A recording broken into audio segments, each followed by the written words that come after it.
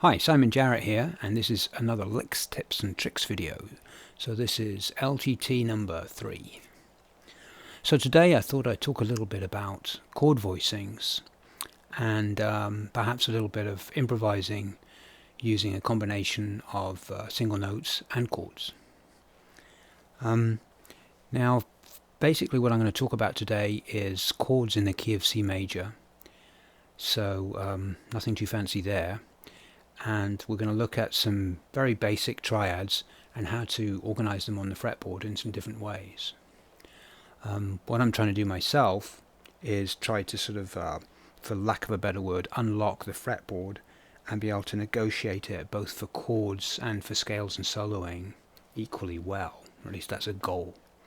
And so I want to be able to play, say, a C major chord or an F major chord or an A minor all over the neck, but not just in the typical sort of bar chord or cowboy chord type ways, but many other ways, and be able to pull them out on the fly and change them and experiment with them. So as a precursor to where I want to go, I'm going to be talking a bit about chord inversions, so let's just talk about that briefly first. So if I take a C major chord, the root position would be C, E and G. That's the root, third and fifth. Simple as that. The first inversion would be the third, the fifth, and then the root on top, like so. And then the second inversion would be the fifth, the root, and the third on top. So,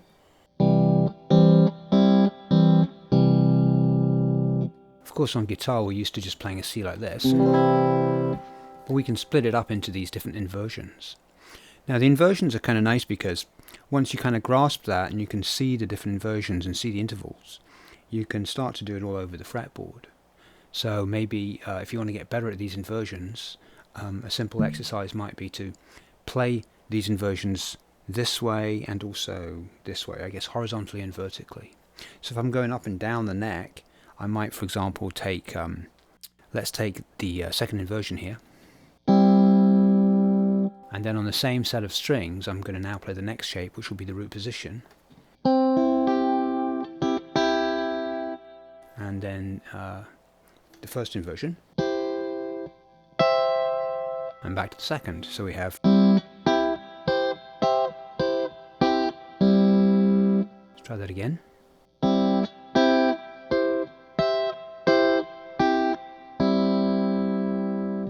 Now if I take strings 2, 3 and 4, I can do a similar exercise. I'll start with this first inversion, so, and work up that set of 3 strings. And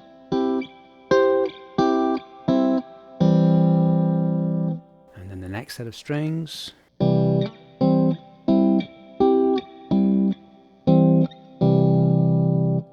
then finally,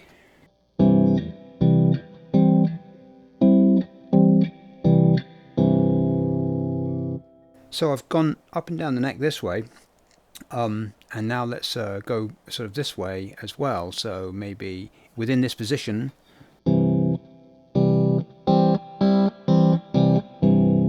that's all I'm going to get there in the open position. Then I can go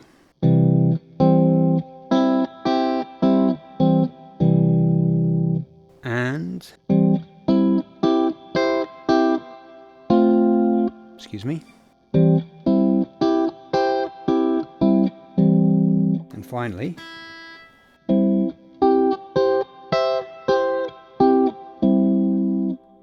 so those are the inversions of the C major chord. It's good to get all those down. Basically, once you have all these shapes down, they're just mini arpeggios, right? You can play them as chords, but you can also use them as mini arpeggios. So this,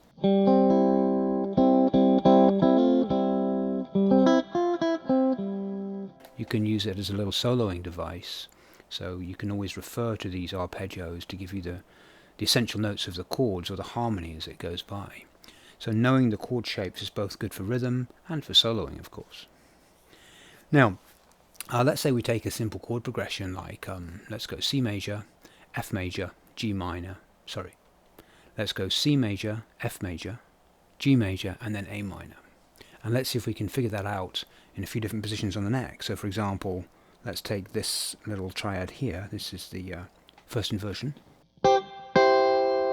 Now I want an F chord, but rather than jump down to say this F chord, I'm going to stay up here and go,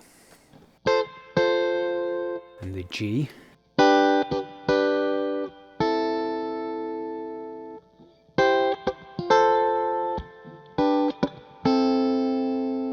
maybe here,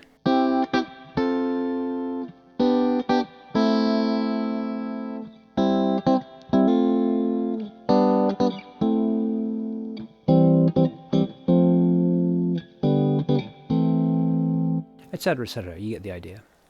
Now, these little chord shapes are great for all sorts of styles of rhythm playing: funk, R&B, blues, anything you like really, country. Where it starts to be interesting maybe is when we start to think about how these notes in the chord are stacked. Right now these chords are stacked in thirds, so from the root to the third to the fifth, we're going up in thirds.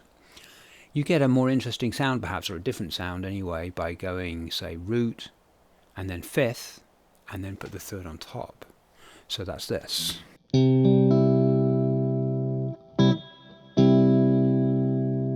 Now if I take that as my starting point, and if I call that my new root position, then my first inversion of this chord would be.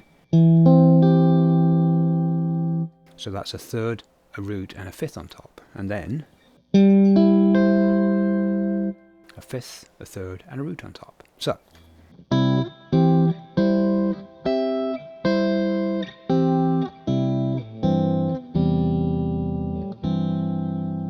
So you get these nice big open, almost like piano-like voicings. So I like those quite a lot. Now let's try taking these shapes through that same chord progression of C major, F major, G major, A minor. So for example, if I just play one or two chords on each, if I just take a simple example of say one chord, let's say I'll take this C. For an F I could take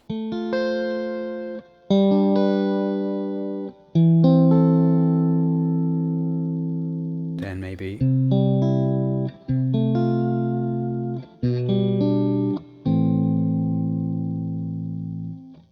or what else, maybe up here, let's go.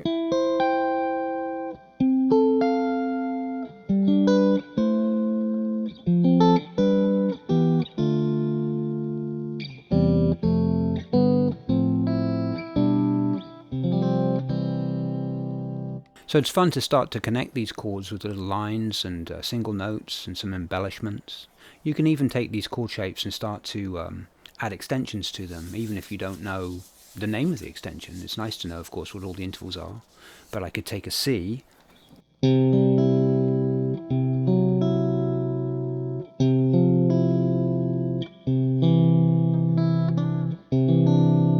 try that again maybe.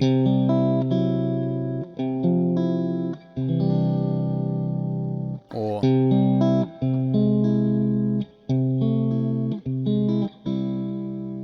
so you take a shape and then you just pick one note and you try to alter it in semitones or in whole tones and create some interesting sounds and movement in the harmony. So let's I'll just try to improvise and play a few things with these kind of open chords, and maybe also mix in some single note lines and even some traditional chords as well, because you don't have to stick to any of these things. It's nice to mix and match a bit.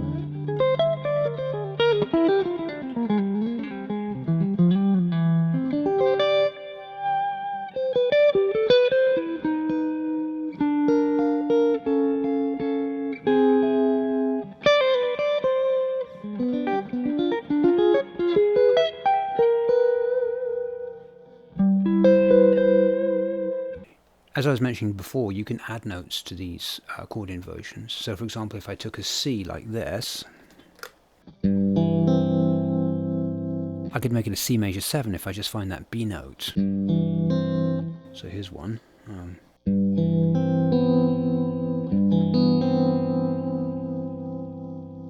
If I had this one, of course if I had the 7 here, you get that very traditional jazzy sounding C major 7. So rather than do that introduce thirds, I'm going to put the 7 on top. So now that's nice and open.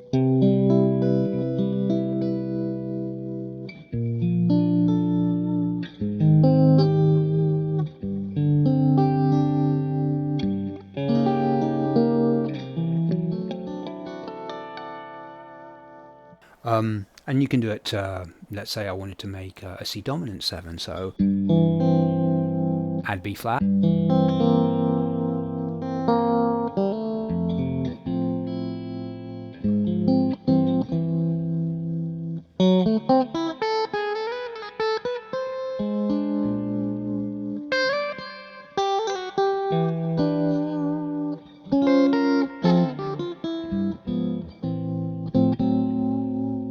So A minor, A minor 6. Stay with a heaven chord.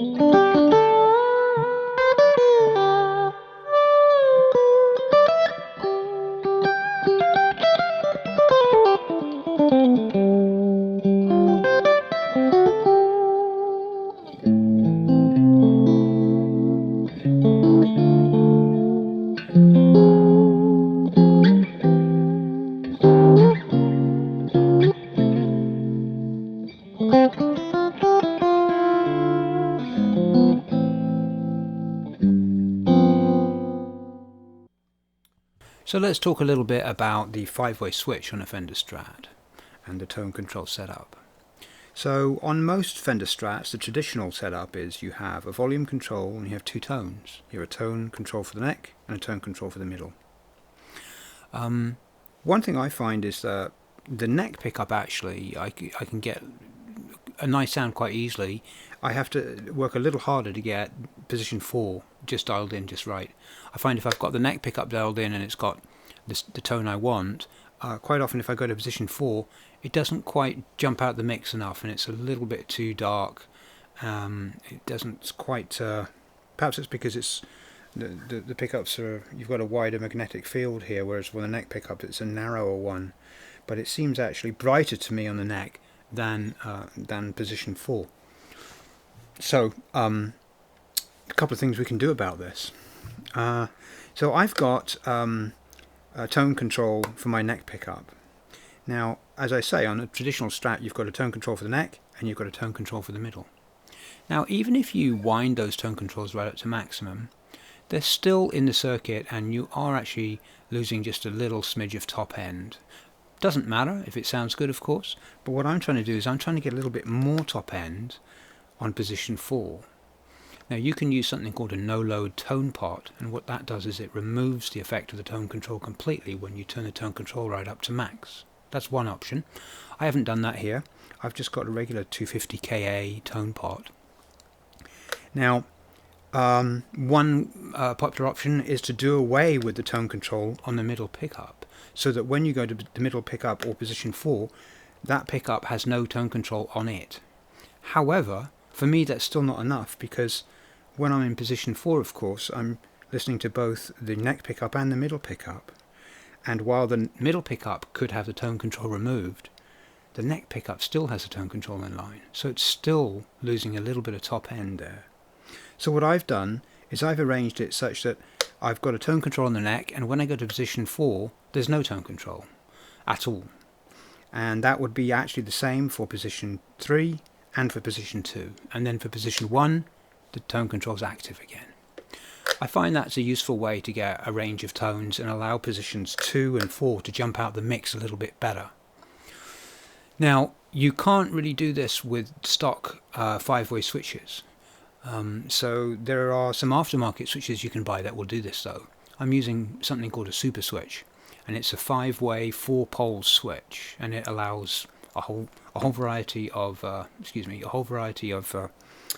switching options.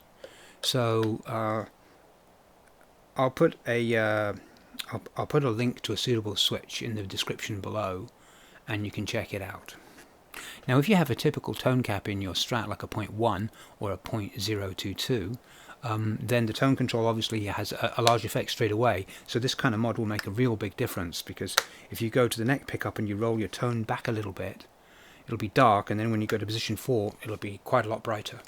So for me, that's too exaggerated a difference. So like I mentioned in Licks, Tips and Tricks number 1, I have a very small tone cap in this guitar. It's a 0.0022 microfarad.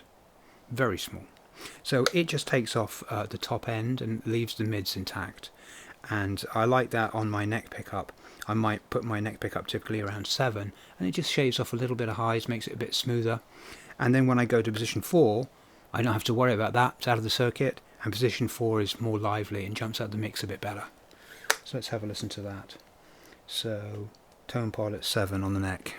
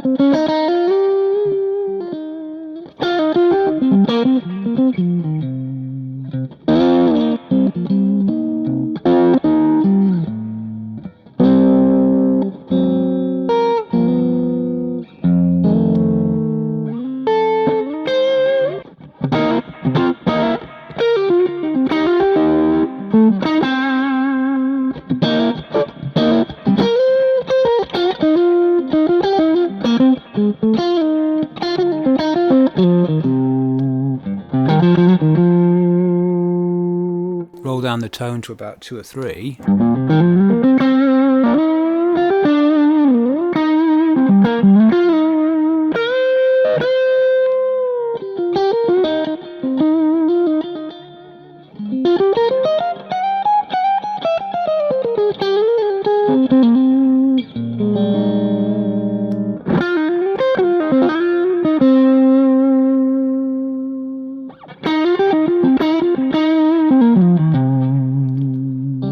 Bridge, tone still in about 7.